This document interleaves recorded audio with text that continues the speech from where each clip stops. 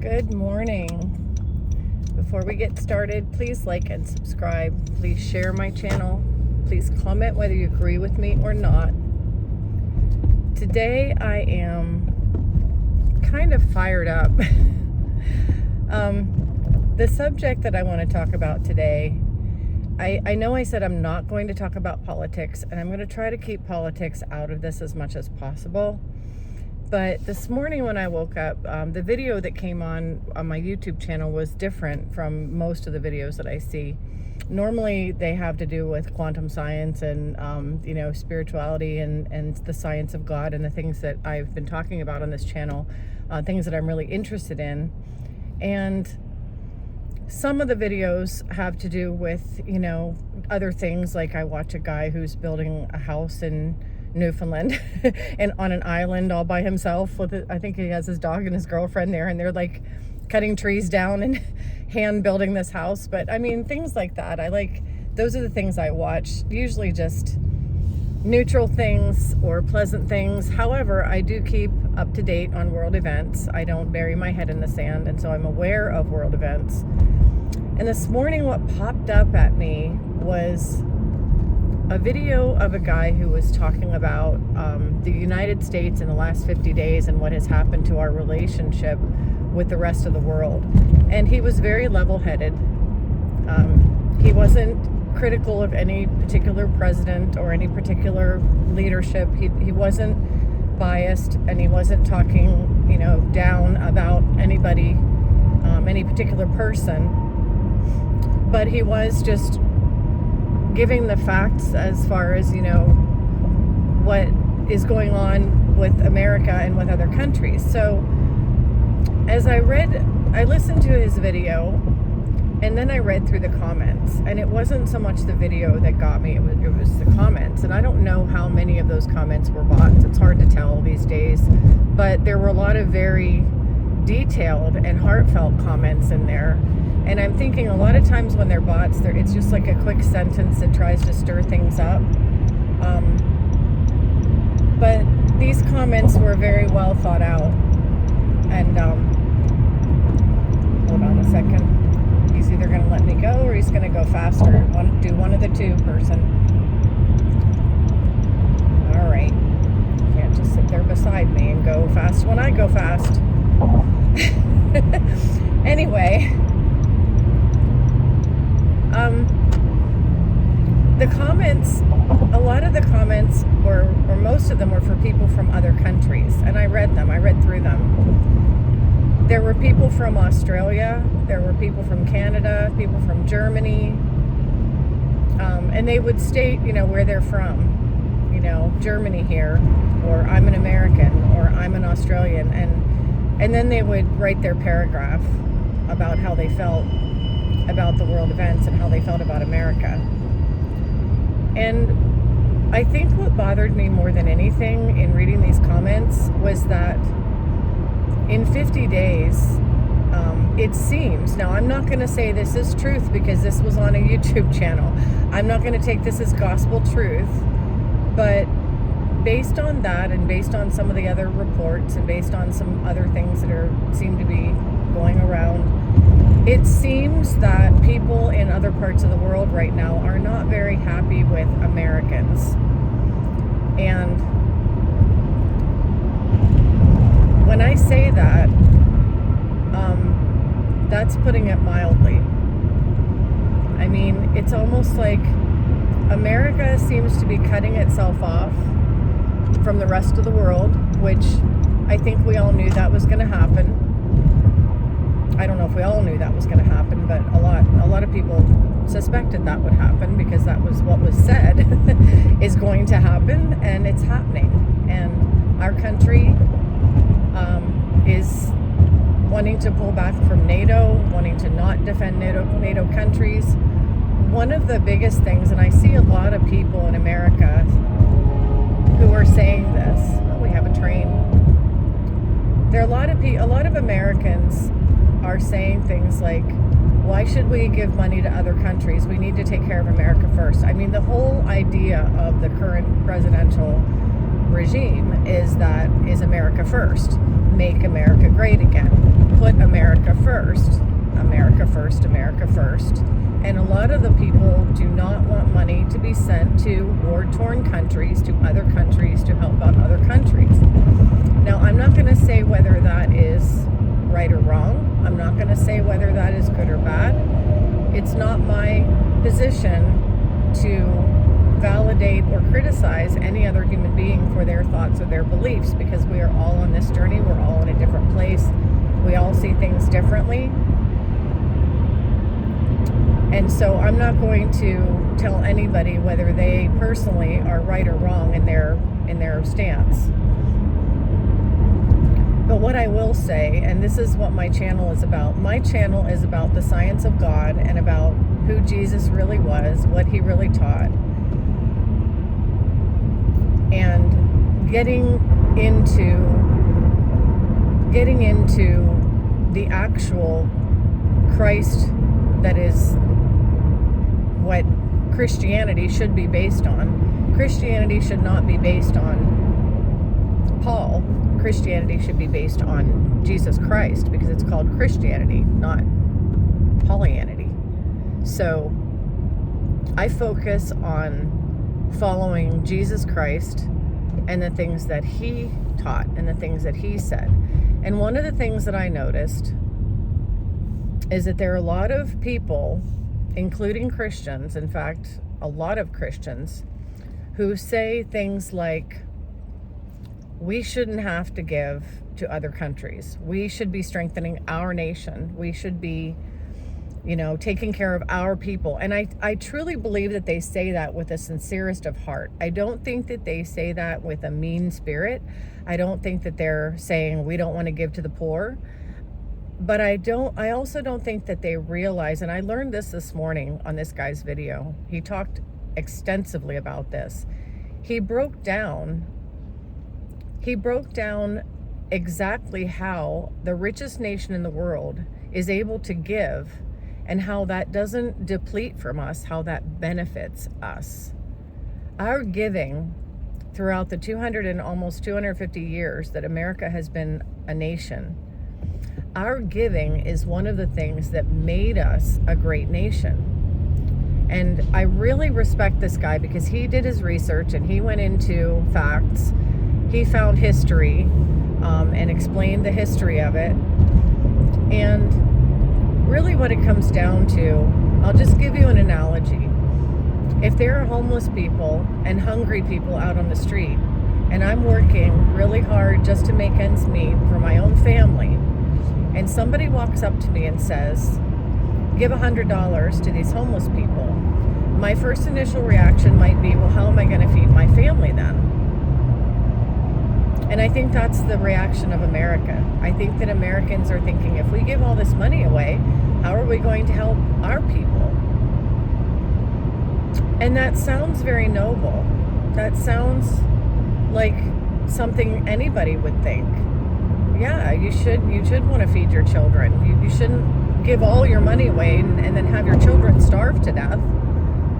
I mean, it makes logical sense to feed your children before you give everything away. But this guy broke it down, and he showed the reality of giving. And the reality of giving aligns with Jesus. The reality of giving aligns with God. This is how he put it.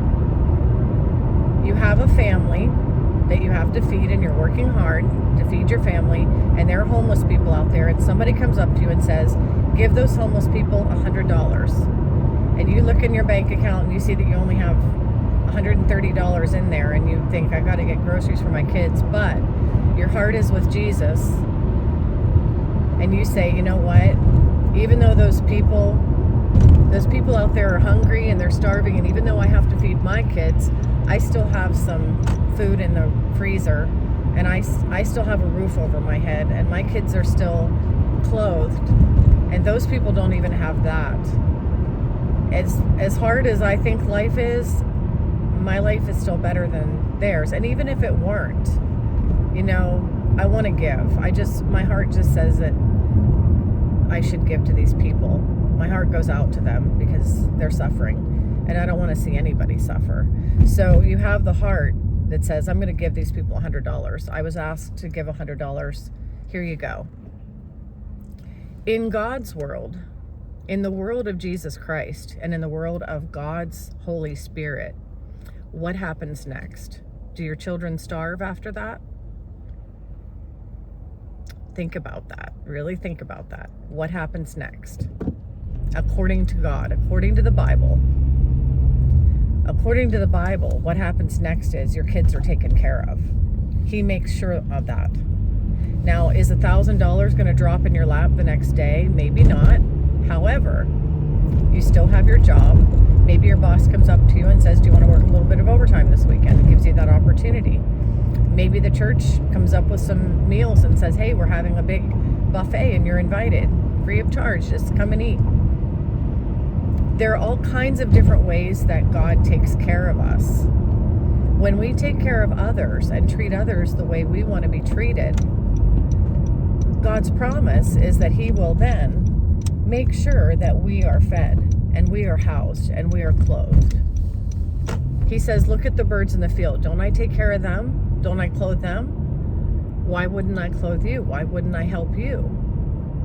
Even a sparrow is important to me. Why wouldn't you be?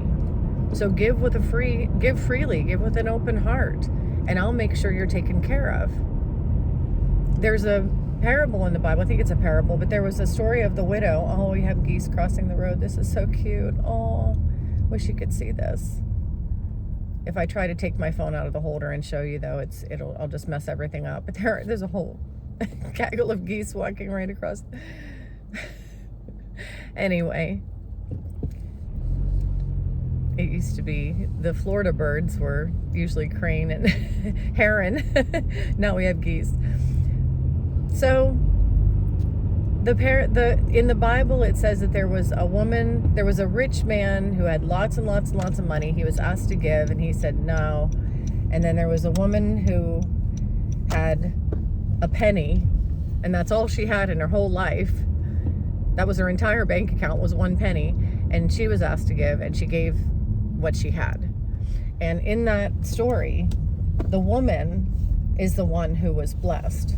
The woman was blessed because she gave what she had. The rich people, I believe they gave something, but they gave a little bit out of there. Maybe they had $1 billion and they gave 100 or something like that. So even though they gave technically more than she did, she was the one who was blessed because her gift was a real sacrifice. Her gift took food off her table. Her gift took all she had. Their gift was easy to give, and her gift was a lot harder to give. And so that is the story of the woman who gave all. She was blessed for it. And if we follow the Bible, and if we listen to what God and what Jesus have to say to us, and if we follow that example, then why wouldn't we be a giving nation? Why wouldn't we be giving people? Why wouldn't we understand that God is limitless and we're limitless and we can't outgive God? If we have a giving heart, it will all come back to us. And it comes back to us oftentimes tenfold. Now, the story this guy told on his video, he was talking about how America, when we give to other nations, he went all the way through the numbers, how much we give and what percentage of our gross national product, GPT it is, whatever, I get twisted, but you know what I'm trying to say. He was talking about how much we give in relationship to how rich a country we are. And if America gives $50 billion to a country that's at war and is suffering, Americans tend to say, oh my Lord, $50 billion? Are you kidding me? We are in debt. We can't afford this. And they look at it like the children at the table aren't going to eat if we give. But in reality, if America gives $50 billion to another country, when we do the math, it comes back to us tenfold. And that's history. That's historically. When America gives, it comes back tenfold historically. Throughout the years, throughout the decades, throughout the centuries. As America gives, what we get in return is the respect of all the other countries. We are the #1 richest country in the world. We have the strongest power. We are the ones with the military contracts. He broke it all down. He broke it all down. We end up with more trade. We end up with military contracts. We end up keeping our prices low because of world trade. It's a trickle down reciprocal. There's a cycle to this. When we give, we gain. We don't lose. We never, ever, ever in the entire history of America have lost because we've been givers. So people blame our giving on our debt. But what they don't realize is giving to other nations and giving to the poor is not what put us in debt. There is such a thing as government overspending. Yes, there is. And there is such a thing as not everyone paying their taxes. Yes, there is. There's such a thing as corporate privilege. There's such a thing as lobbyists. There's such a thing as bribery in this country. We have a lot of different reasons why we are in the financial condition that we are, and it has absolutely nothing to do with giving to poorer countries. It has everything to do with a greedy capitalistic society of people who abused our system. We have had our money looted by abusive leaders and leaderships. And I'm not going to say Democrat or Republican. It's across the board. We have been looted in other ways, not because of what we give to other countries, not because of the Social Security that we give to the people who have paid into Social Security, but because we have had people in leadership who have dipped in where they shouldn't have dipped in, who have become involved in whatever nefarious agreements that they have with other countries or with other leaders.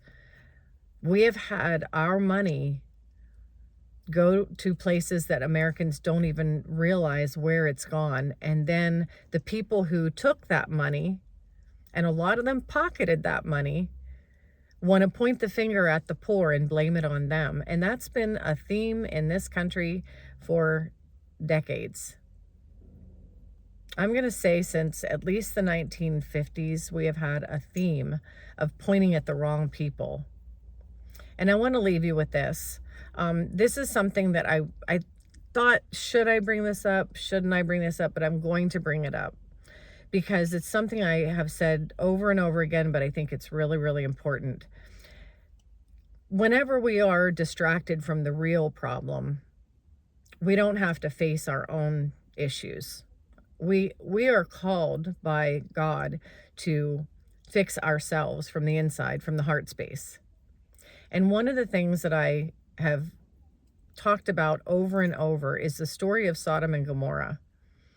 One of the distractions that I've seen time and time again is God's wrath is going to come down on America because of LGBTQ. That is why God's wrath is going to come down on America. A lot of Christians say that. God's wrath is going to come down on America because we have these people committing these sins or perceived sins. And they point at them and say, this is the reason that God is going to rain wrath on us. But in the story of Sodom and Gomorrah, we need to understand this. And some people will see this and some people won't. I'm not here to tell you what to think or what to believe, but I'm going to tell you what my view of this is, and it's the view of others. But Sodom and Gomorrah was not a story about homosexuality and God's wrath against homosexuality. Sodom and Gomorrah was a story about inhospitality. God's wrath was against people for being selfish and inhospitable toward foreigners. People would come into the city and people were not kind to them. That was the sin of Sodom and Gomorrah. The distraction is a little verse that said something about men with men. However, in the same story, Lot offers his daughter to be had. Can't say the R word on YouTube, I don't think, but by strangers when they came to the door to save everyone. He said, here, have my daughters. And that's okay. It's okay to do that. It's not. And the whole story is not about those types of things. The whole story is about hospitality and about kindness to strangers and about accepting people in and bringing people in. And when you have plenty and people are out in the cold, bringing them in, no matter who they are. That was what the story was about. God's wrath came down on Sodom and Gomorrah because they were selfish, self-centered. They were not giving. They were not kind. They were not compassionate. They did not have compassion on other people, on foreigners. That was the sin. And if we're really going to look inside of our hearts, people don't like to look inside their hearts and see the dirt in themselves because, it's hard to see that. It really is. To try to clean your own heart up, it can be painful. It can cause a lot of tears. I want to share with you now that I have spent years of my life crying my eyes out, sobbing over things that would just hit me in the heart, that needed to be corrected and adjusted inside of me. I called it the poison is coming out. The poison's coming out. And I would just cry and cry and cry, just sob. It's hard. It's not easy to clean out your own house. It's a lot easier to point at the dirt in somebody else's house and tell them they need to clean theirs, and then to just try to overlook yours and just live with it and try to ignore it. But that's not what we are called to do. As followers of Christ, that is not what we're called to do. We are called to clean up our own heart. And part of that is to learn how to give without fear. Give knowing that we will be taken care of by God when we give. And not if we give, when God says don't give with the wrong motives. Don't give because you think, oh, the more I give, the more I'll get. That's it. I want to get more, so here you go. I'll pass out money because I want more. That's a wrong motive. The motive should be that you have a heart for the people that you're giving to. You see their misery. In North Korea, people are required by their government to have buckets in their house and go to the bathroom in the buckets and collect that. And they collect that for fertilizer because they don't have enough food. The Kim regime is living in mansions and the people don't even have enough food to eat. They're starving to death. And so the government said, okay, we can't have a bunch of dead bodies all over the place. So collect your stuff in buckets, put it in the community pile, and we'll use that as fertilizer and we'll plant. So not only do they have to collect that, then they have to eat from it. And I'm not going to say you, I have so much compassion for those people who are living like that. I can't even believe that anyone on this earth would ever have to live like that. And it just breaks my heart. And if there's ever a chance for me to help people like that, why would I complain about the price of gas being $3.42 a gallon when people are living like that? It would make me feel really selfish if I were sitting here in my car with my job and having my paycheck coming on Friday with my food in the refrigerator and my roof over my head saying I don't have enough. And that is one thing that I have seen a lot of Americans do. And again, do you live your life? I'm not going to say you should this and you should that. I'm going to give you examples and talk about these things. I had to learn these things myself because I lived completely oblivious to what was going on with anybody else for years, for decades of my life. And hard times woke me up to that. I hit some hard times and it woke me up. And that's happened several times in my life. It's not just once. I have had and I have not had in my life. And those times when I did not have, it was because I was being smacked with the, hey, look around stick. Look around you. Get out of your bubble. Look and see what's going on. Be connected. Don't just be off there on an island. So, I mean, this is just, again, food for thought. This isn't the most cheerful video I've ever done. However, I believe it needed to be said. I just think that people in this country need to understand that we are the richest country in the world. We're not giving away all of our wealth and therefore starving ourselves and our families to death.